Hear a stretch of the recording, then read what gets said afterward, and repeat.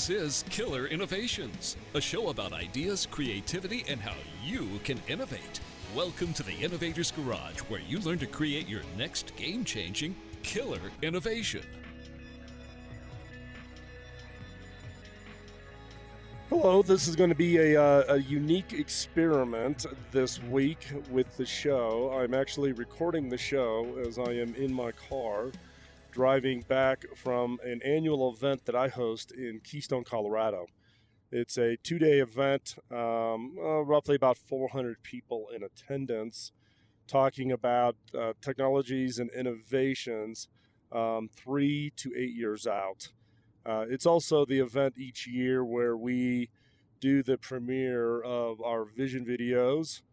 We call that the near future. So actually, if you want to go check that out, you can just go over to YouTube and search for the near future, and you can see the 2016 release, the 2017, and fresh off the premiere, which occurred yesterday morning, is this year's near future. At this conference, I deliver 2 keynotes, one at the start of each day. And what I want to talk about is about the questions I get in these keynotes. They're pretty insightful, I think, about what's on people's minds.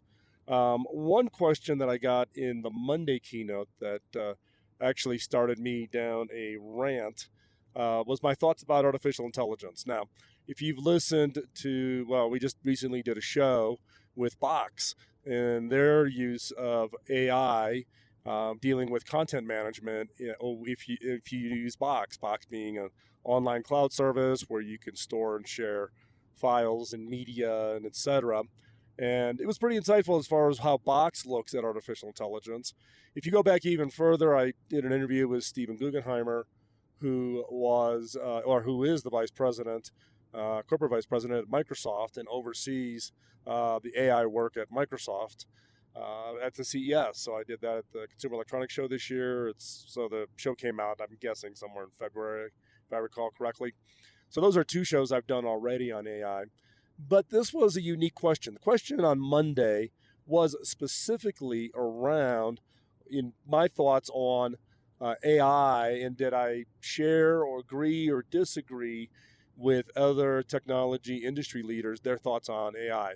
Well, it was the subtle reference to what Elon Musk has raised as an alarm with regards to AI, and what others have said, whether AI is going to wipe out hundreds of thousands of jobs, or AI is going to be disastrous to humans and eventually take over, to AI is going to automate, so the labor-intensive, high-risk, boring kind of job functions will be replaced with AI and robots, etc. You know, everybody's out there talking about it in its full spectrum. One point that I made in my answer that I gave to the audience on Monday around AI was specifically to the issue of what I call ethical innovation. And what I mean by ethical innovation is, look, we as innovators, we can invent anything.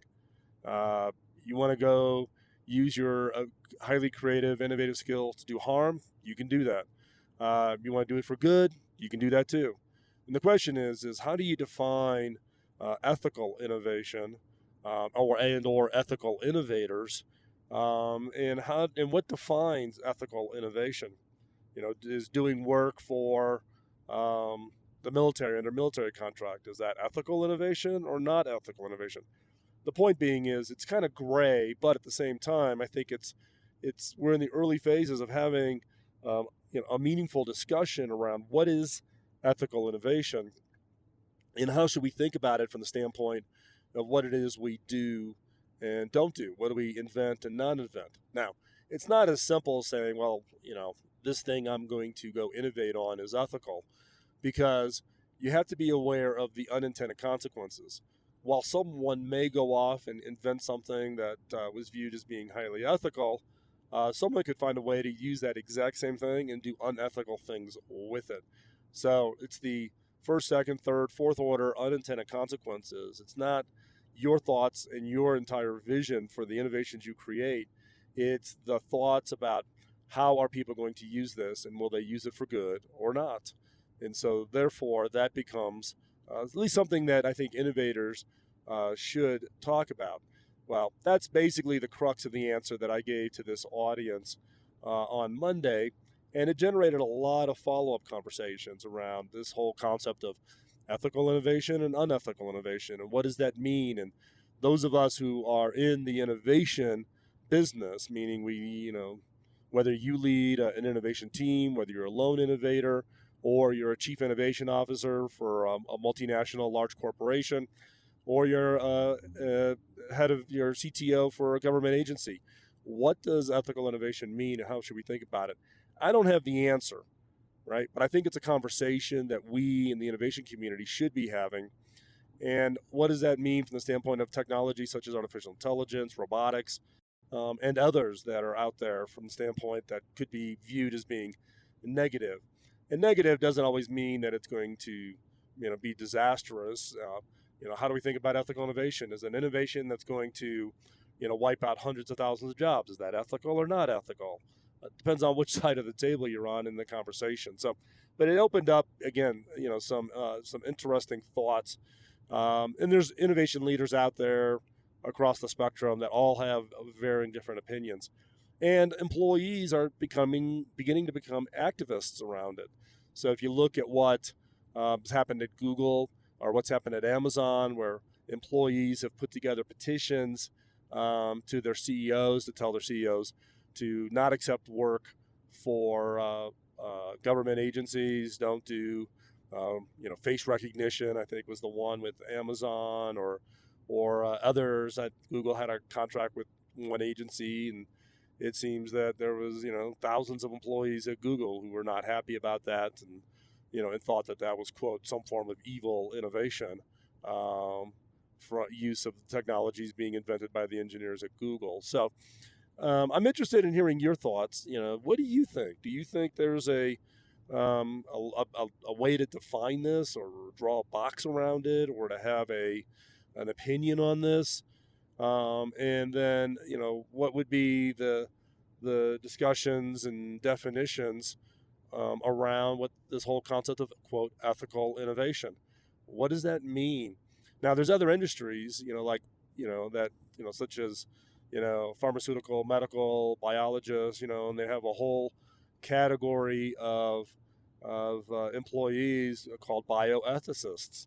So the question I have is should we create a new job category for innovators? And there's innovation ethicists, and these are the people that debate and argue and try to put some form of definition or view on is this ethical or is this not ethical. Now, in the case of bioethicists or medical ethicists, I get a little bit of familiarity around that because of my wife, who's a nurse. And she's very involved in staying up and reading and understanding, what bioethicists say. She has a bunch of sites that she subscribes to and gets their daily newsletters, those kinds of things. And they, hospitals hire ethicists, and they look at, doing the surgery or not doing the surgery, or how things are handled. Was it handled in an ethical way in a hospital? Those kinds of things. And is that where we're going to end up in the innovation game, whether you're in tech or non-tech or an industry that typically has not had to handle this whole concept of ethics or ethicists as being part of your employment criteria? So these are the things that kind of got triggered by this question that I got during this keynote on Monday, that has led to me, spending the last couple of nights thinking about it, researching it, scribbling out a bunch of notes. And I think it's an important conversation that we in the industry should really think about. And again, I'm interested in your thoughts. So hop on over to killerinnovations.com for the show notes for today's show, and throw your thoughts into the comments section, and let's see if we can't at least raise the visibility and challenge ourselves to think about this in a broader way. Because in my view, those of us in the innovation game, if we don't think about this in this context, we could run the risk of it being something that we that could be a real challenge for us. Or if we do something really bad, it could be something that comes back and blows up in our face. So again, take a look at it and or go over to the show notes. Take a look at the show notes and add your comments and add your thoughts onto the down below, talking about this whole concept of ethical innovation. Now we're going to go in. We've got 2 more segments for the show. I'm still on the road. I'm not even sure what I'm going to talk about in the next 2 segments as I'm here on the road. This is a stream of consciousness, thoughts about what happened at this event up in Keystone. And so you're not going to want to miss it, because you'll be just as surprised as I will as to what I talk about. And we'll be right back after this quick break.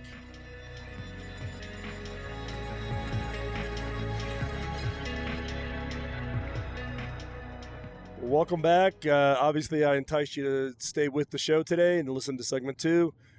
I am still in the car, driving from Keystone, Colorado, back down the mountains to Denver. As I said at the beginning of the show, I just wrapped up an annual 2-day conference that I host in Keystone with my team. We have about 400 people come into Keystone every year, and we talk about innovations and technologies, looking 3 to 8 years out into the future. It's a closed event, meaning 100% of the attendees are all under non-disclosures, and so therefore you won't be reading much in the way of news or articles about any of the innovations or technologies we show or talk about or discuss or think about at this conference. It's information shared with the attendees for the attendees to use to the advantage of their businesses, and it's always a great event. And like I said, I literally just got in the car up in Keystone, and driving down the mountains here. It's a beautiful day, and I just thought I'd grab the microphone and just do a stream of consciousness with you and share some of the highlights of the discussions that I can share, that I can make public. In segment 1, we talked about ethical innovation. That was one area that was of key importance. The other is around the pace of innovation, and combined with that with what I call innovation absorption. So the pace of innovation, one of the things we hear a lot about is that the pace of innovation is picking up. It's faster and faster, which then means that companies that are building those innovations have a shorter window in which to take that innovation, deliver it to the market, and get a return on that investment for what they worked on and what they invented. So, and it impacts particularly industries that are highly dependent on ecosystems, multiple vendors, multiple options. It also can be a real challenge for industries where the entire value chain of an innovation can get to be quite long and quite expensive, such as anything that has a semiconductor requirement to it. So if you're doing non-industry standard type of semiconductors, the cost of taping out, producing that chip, getting it through test, building prototype products, testing that product, and then finally ramping up volume, by the time you get all that hardware done, the next cycle of innovation is upon us. And so it's becoming a challenge as to how do you keep up with that pace. And the other issue is it's not only the creators of the innovations, but of their customers' ability to absorb, particularly in industries that have long, multi-year kind of planning cycles to deliver or implement a level of innovation.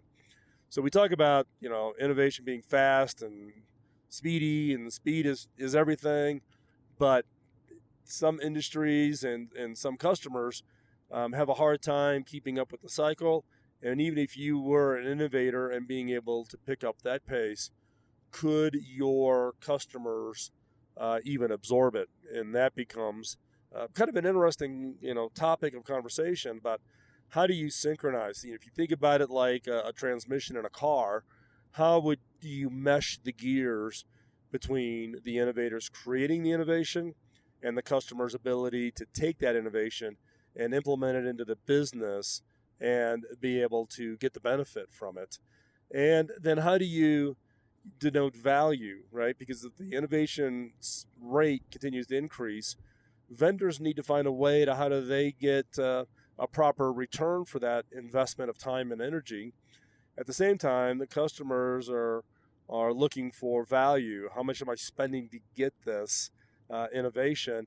And in return, how do I get that value back? And that value is either time, money, productivity in my people, and how do I quantify that value? And is your innovation valuable enough for me to take to absorb it and put it in? And I had a front row seat all my years at HP behind this challenge, albeit it was at a much smaller scale than even what it is today. Given that at HP we produced Wintel products, right? So Windows, Intel platforms with PCs, laptops, servers, you name it. And if you look at the value chain of who gets to extract the value chain is heavily swung towards Microsoft and Intel, or Microsoft and AMD, and the actual manufacturers of the devices, laptops, PCs, etc. The margins are constantly under pressure and shrinking, and so how do you deal with that where Intel and Microsoft want to come out with new products to rationalize ever increasing revenue versus companies like HP needing to get a return on each and every product they produce, and therefore wanting to not quite keep up with the refresh cycle. And then you got consumers who are used to very fast refresh cycles because they get a new mobile phone every year or whatever. So the ecosystems are under a lot of stress and strain about how do you synchronize that so everybody gets their value element, and that you have a healthy ecosystem. Because great if Intel and Microsoft are getting their maximum value, but their OEMs, whether it be HP, Dell, Lenovo, Acer, whoever, is not healthy and they go out of business, it starts to have an impact. So what all innovators need to think about is if I'm creating innovations that have this ecosystem play, how do I make everybody healthy, and how do I synchronize the rate of innovation with the ability of the end customer to absorb it, buy it, deploy it, get value from it, fall in love with it, become a fan of it, and what are those cycle rates? And with everything accelerating, I think that's an area that most organizations don't think about enough, right? And it's, like I said, it is something that is actually picking up pace, not slowing down. And therefore, we're starting to see some of the cracks in a variety of industries and a variety of supply chains and a variety of ecosystems. And I'm primarily talking about hardware here, given that's my background. When at HP and even in the industry I'm in is highly dependent on hardware today. So what does it mean for software? The pace of software, the role of open source. Companies used to, say the value of their product was in their proprietary software. Open source can move much far faster than anybody's proprietary software solution. So companies need to learn to let go even on software. So don't think you're immune. It applies to everything in the innovation game. And it's not just tech. It applies to healthcare, business processes, everything. So we're going to continue this conversation as we continue this drive from Keystone, Colorado, back down the mountains to Denver. Don't go anywhere. We'll be right back.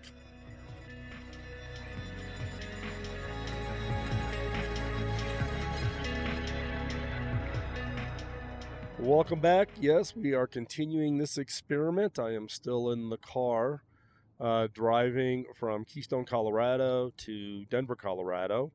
Actually, if this works out, it actually can make it easier for me to be on the show live or pre-record, given how much time I seem to be spending behind the wheel lately. The conference that just wrapped up in Keystone, again, this is an annual conference. It is a closed conference, so it's everybody's under non-disclosure, so the information doesn't get shared around it.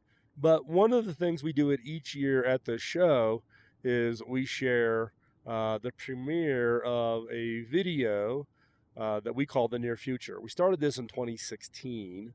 There's a blog post on Vision Videos over at philmckinney.com, and you can go over there and check out all the Vision videos that I've worked on over my entire career, primarily starting in 2006. I did 6 films for Carly when Carly was CEO at HP, and we use these as Vision videos, and many of the executives at HP use them as kind of lead-off videos for keynotes and those kinds of things, and we showed them to customers. They were all focused at that time on mobile products, mobile services, and some of them went on to become quite influential, I guess. One would be one called Roku. Roku is just the name of the film, but it was built around a concept of a game that you played out in the real world. You took advantage of a mobile device, and you could play this game out, and you had to go around and collect icons or appear in very specific locations in order to do battle, etc. Now, keep in mind that this was 2006. And for all intents and purposes, if you play Pokemon Go, that is Roku from 2006. The interesting thing about that film is a number of startups would take that film and go in when they were pitching to venture capitalists to raise money, and they would show the Vision video. And then I would end up getting the call from the VCs. They all know, where the film came from, and would ask if I thought this company could go off and build the game like Roku. Well, we did the film in 2006. Remember what 2006 was like, right? It's, pre-iTunes and really, the connectivity and mobile apps and all those kinds of things. So we had a prototype device that they played the game on as they ran around San Francisco. So that was a Vision video. If you'd asked me at the time, I probably would have said 5 to 8 years out. And it actually ended up being a decade, because it was really 2016, 2017 with Pokemon Go that there was enough compute, enough wireless bandwidth, and et cetera, that allowed the game Roku to be produced in the form that we now know it as Pokemon Go. So that's an interesting just kind of calibration of these Vision videos. I did 6 of them in 2006, and then I provided an advisory role to Corning for the Day in the Life of Glass. And in fact, all those videos were done by the same team, some of that team being part of my organization at HP. And then in 2016, in my current role as a CEO, I thought, given that we're a research and innovation lab, that we need to find a better way to convey to those companies that fund and support us about how the innovations that we're inventing, how are they going to impact people's lives. So I went back to a method that worked very well for me in the past, and reassembled, put the band back together, and we produced these series of Vision videos we call The Near Future. And they're specifically designed to look at 3 to 8 years out. So the 2016 film was The Near Future, Bring It On. And it was addressing the question of what is the experiences in people's homes. What are consumers going to experience in their home when they have access to ultra high-speed bandwidth, 1 gigabit types of networks? And that include, work from home, gaming, education from home. And we showed that film in 2016, and it became extremely popular. In 2017, the Near Future film was titled The Near Future, A Better Place, and it looked at the aging population. So with the growing baby boomers, cost of healthcare, the lack of facilities of which can provide healthcare support for the aging population, and just the general desire of those in the aging population wanting to lead a longer and independent life. What would that mean? What would the home need to be able to accommodate? What would be the role of technology?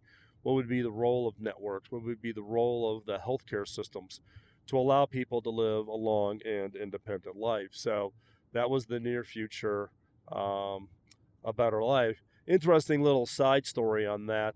If you go over to YouTube and you search for it and you find it and you watch it, you will notice that the actor who's playing the lead part in the 2017 film may look familiar.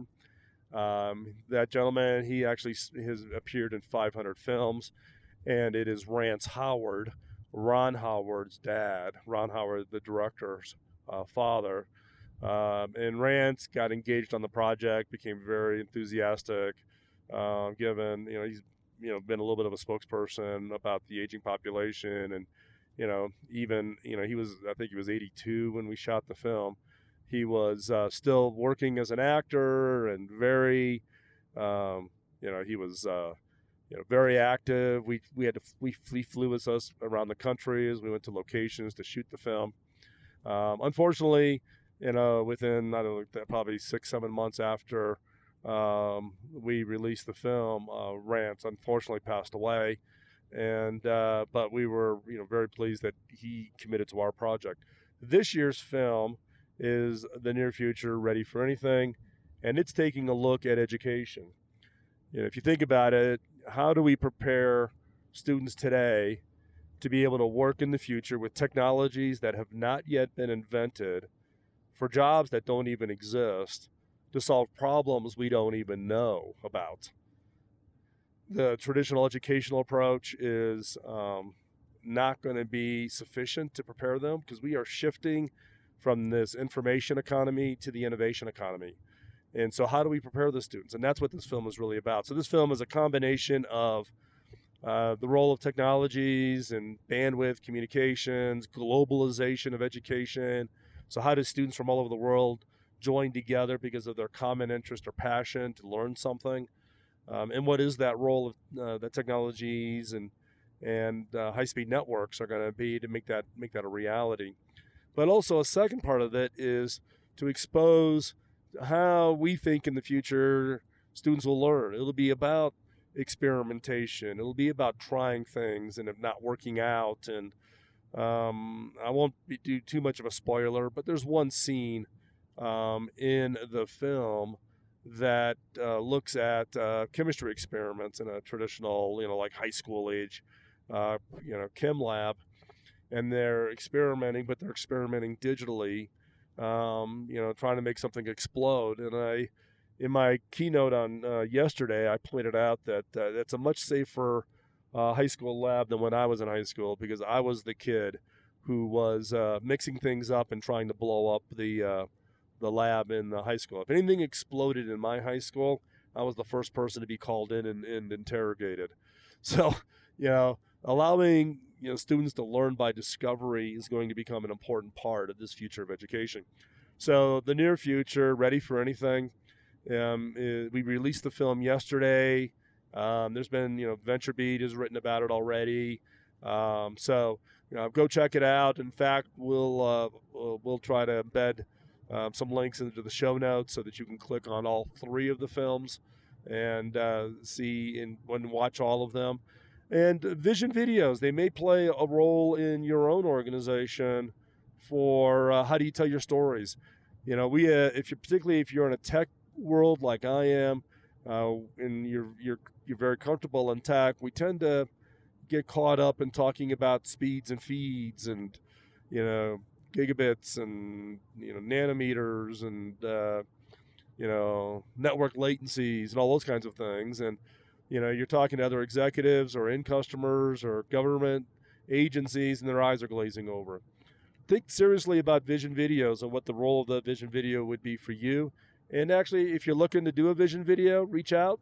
I can give you some advice, some guidance, make some introductions for you, and help you bring your story to life. So with that, we're going to wrap up. Last segment will be 10 minutes to new ideas, so don't go anywhere. You're going to want to sit right there and now get your notebooks out, and let's see what ideas we can come up with.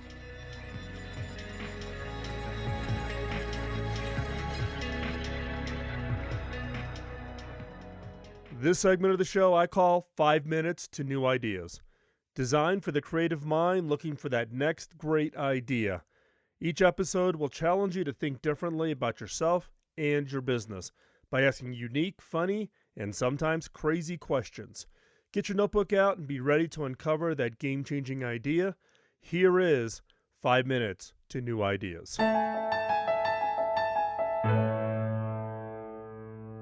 Price is king, right? Build them cheap, stack them high. It's practically the motto of most segments of the tech industry. Just go into a store on Black Friday here in the United States, and you will see technology literally stacked to the ceiling. Now, naturally, there are some notable exceptions for companies producing exclusive and high-priced products. It's certainly a core assumption about what the majority of customers want, which is stack it high, make it cheap. For example, $320 is a huge sum of money for a middle or lower class Indian family, but it didn't stop sales of HP's Dream Screen. HP customers saw the value of that Dream Screen would bring to their lives. The price, though, was steep, and that became the challenge. Did we believe that the price would warrant the purchase, or would it be the barrier? The lesson learned: never kill an idea because you assume your customers can't afford it. If the value the product brings to their lives justify the cost, they will go to the ends of the earth to find a way to make that purchase. Your first concern should be to make it relevant. Your second is to make it affordable. Remember that in many cases, the customer is not evaluating the perceived worth of your product solely on price, but more on the value they receive, the value they perceive they receive. They ask themselves, what do I get for the money that I'm going to spend? If you're getting tripped up in trying to understand if your customers will perceive your product as expensive, ask yourself if you are confusing price and value as being the same thing. Price and value are not the same thing. If there is sufficient value in the product, the customer will find a way to save for or finance their purchase. People will find a way to pay for the things that are important to them, and important is purely a subjective thing. Look at organic food markets. Vegetables that are certified as organic cost an average of 50% more than non-organic. Organic milk and meat can be as much as twice the price of conventionally raised products. Now, everybody benefits from healthy foods. I get that. But there's still no definitive study showing that an organic head of broccoli is dramatically healthier than its conventionally raised counterpart. Yet millions of people regard the extra cost of organic food as part of the cost of doing business or raising their family. Organic matters to them, and they will prioritize it, even if it means cutting out other items from their budget. Now, there are other ways to give a customer access to products that are theoretically too expensive for them to purchase. In the last 5 years, businesses that allow women to rent luxury items for monthly fees have become a huge trend. BegBorrowAndSteal.com allows a user to rent a Chloe handbag for $225 a month. At the end of the month, the customer returns the handbag and receives a new designer item in its place. The bag would have cost her more than $1,500 to buy it new. Other companies rent designer dresses for roughly 10% of the purchase price. The woman rents it, wears it, and returns it a few days later. There are questions here about whether these smaller rental companies are harming large luxury brands by devaluing their products they rent, or could be benefiting them by extending the brand's reach to a new audience. There are good reasons why Gucci, for instance, does not rent their dresses and bags directly to a customer. The person who purchases a dress for several $1,000s does not want to see it worn by her assistant for a tenth of that price. However, if that assistant then goes out and buys the perfume to go with the rented dress and begins a longer-term relationship with a brand like Chloe or Gucci or Louis Vuitton, then maybe it ultimately benefits these brands. The same goes for those who rent expensive sport cars for that special event from companies like Gotham Dream Cars. Here you can rent a Lamborghini Aventador, a car that retails, get this, for $468,000. A car way out of the price range for 99% of the people. What does that rental cost? $2,500 for a 3-day rental. That 3-day rental is just enough time to impress that college reunion, to celebrate that special anniversary, or to pick up that client and win that deal. Either way, it's an interesting and innovative way to tap into people's desires, passions, provide them with the things they need and want, but wouldn't be able to consider even buying it given their income level. So ask yourself, who am I not selling to because I think they can't or won't pay for my product? Don't give up. Dig deeper. Is the expense of your product in some way central to how your customers think or feel about it? Would you benefit from having more people able to afford what you sell, or does its exclusivity magnify your potential customers' desire to buy it? Do not discount potential customer segments because of what you perceive their willingness is to pay. Remember, price and value are not the same thing. I'm Phil McKinney, and thanks for listening.